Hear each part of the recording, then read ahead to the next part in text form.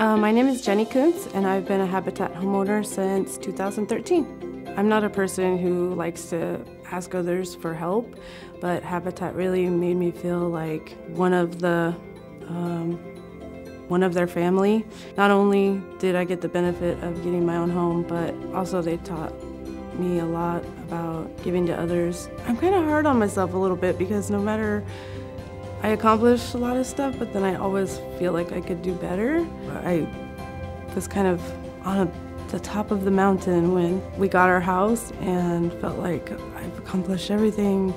But now I'm like, I did that. You know what? I can do more now. It's definitely helped my self-esteem and my drive to want to even do more. Never give up and set your goals high, because I never thought that I would accomplish this, and I've done it, so.